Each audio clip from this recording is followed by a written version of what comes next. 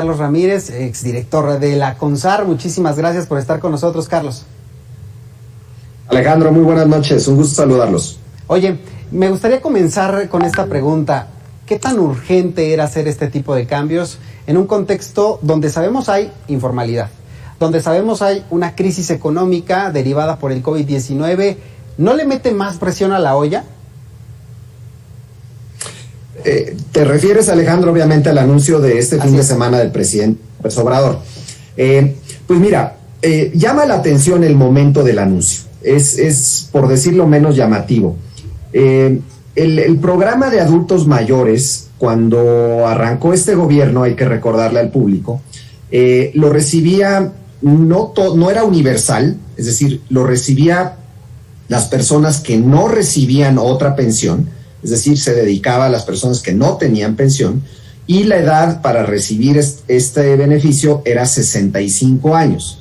El gobierno, cuando ingresa el presidente López Obrador, sube la edad de 65 a 68 años y eleva el monto de recursos que recibirían las personas y además lo universaliza, es decir, lo hace para todas las personas, en vez de solamente las que no tenían pensión.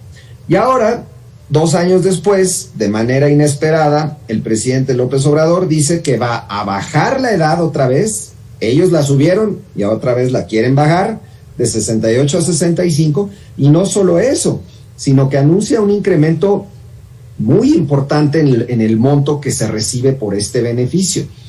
Creo que nadie puede estar en contra de la idea de mejorar lo más posible las pensiones de todos los mexicanos, y por supuesto este apoyo que reciben pues un número significativo, casi 8 millones de mexicanos. Pero hacerlo así como lo anunció el presidente, sin saber de dónde va a venir el dinero para pagar este aumento, a escasos 2 meses de la elección, pues llama la atención, Alejandro. Yo diría, el momento es lo que llama la atención.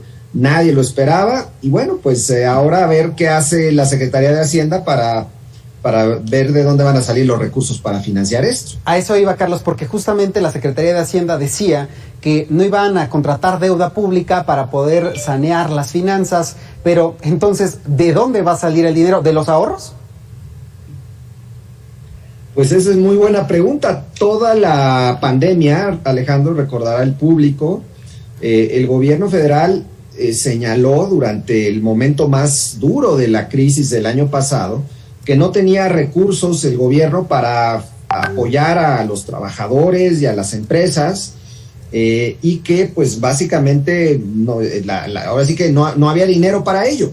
Y ahora de manera repentina el presidente se encontró pues con un apoyo, con un recurso de casi 2 puntos porcentuales del Producto Interno Bruto. Es decir, este anuncio es a todas luces contradictorio con lo que ha dicho el presidente y el propio secretario de Hacienda. Llevan diciendo 1 año completo que no hay dinero, y de pronto hacen este anuncio que va a costar 2 puntos porcentuales del PIB. Entonces, reiterando el punto central, nadie está en contra de la idea de poder mejorar lo más posible este programa, pero para poder hacerlo hay que tener los recursos, si no, ¿quién lo va a pagar? ¿De dónde se va a financiar? Pues la única duda es si lo van a hacer a través de deuda, nuevos impuestos, o cuál es la fuente. Pero los nuevos impuestos están en contra de lo que ha anunciado esta administración, ¿no? ¿O podríamos esperarlo pues para la nueva reforma fiscal? Ese es otro posible escenario, que el presidente haya anunciado esto primero y que próximamente esté planteando un incremento en los impuestos para todos los mexicanos después de las elecciones. El asunto es que aquí solo prometió un incremento en apoyos, que además, por cierto, no va a ocurrir sino hasta después de las elecciones, pero ya desde ahorita lo está anunciando, y hay recursos. Entonces, o hace una reforma fiscal que también contradice lo que ha venido diciendo el presidente, o contrata más deuda, que también contradice lo que ha venido diciendo el presidente, o simplemente no va a darse este incremento y todo se va a quedar en una promesa vacía. ¿Coincides con las voces de algunos actuarios como Mariana Félix que aseguran que esto es lo mínimo que podríamos esperar respecto a que sí, va a incrementar también la inflación, va a incrementar también el salario mínimo, que este aumento en realidad ya estaría proyectado por parte del gobierno federal y que en realidad es un anuncio engañoso?